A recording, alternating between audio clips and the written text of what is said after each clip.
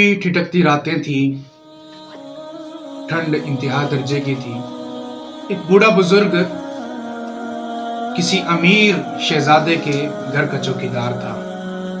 उसके दरवाजे पर बैठता, उसके घर के बच्चों की हिफाजत करता, घर की और गाड़ी बंगले की हिफाजत के लिए बैठा हुआ था। सर्दी के मौसम में रात का वक्त जब उनका मकान मालिक घर आया तो देखा कि बाबा जी, वो बुजुर्ग, वो बूढ़े चौकीदार सर्दी की वजह से कपकपा रहे हैं।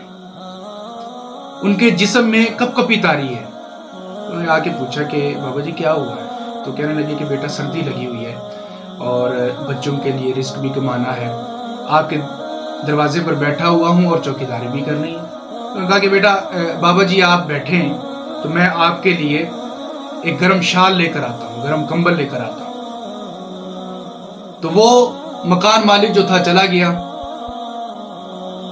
इसी आस उम्मीद पर वो बुजुर्ग बैठे रहे, इंतजार करते रहे कि अभी आएंगे, अभी आएंगे, अभी आएंगे। लेकिन वो मकान मालिक जाके भूल गया और घर जाके सो गया। थका हुआ था तो उसके जहन से ये बात उतर गई।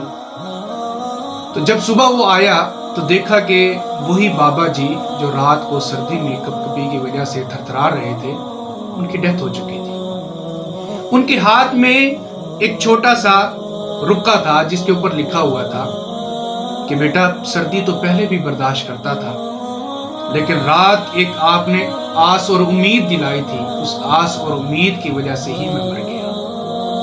तो हमारे इर्द गिर्द कई लोग हैं जो हम पर आस और उम्मीद लगाए बैठे हैं कि कोई जो है ना हमें सर्दी के मौसम में कोई जर्सी, कोई कपड़ा, कोई शाल, कोई कंबल, कोई रजाई वगैरह देकर जाएगा, लेकिन हम सिर्फ अपनी दुनिया के अंदर ही गर्क हैं। हम चाहते हैं कि हम जो है ना हमारे बच्चे सही रहें, उनको हर तरह की सहूलत मिले, लेकिन कोई हमसाया मरता है मर जाए, कोई गरीब मरता है मर जाए, कोई यतीम उसके पास कुछ जाता है ना जाए, हमारा क्या है? हमने अपनी सिर्फ सोचनी है। भाई कई लोग आपके साथ आस और उम्मीद लगाए बैठे हैं। खुदारा किसी के लिए अगर आसमान नहीं बन सकते, लेकिन आस और मान तो बन सकते।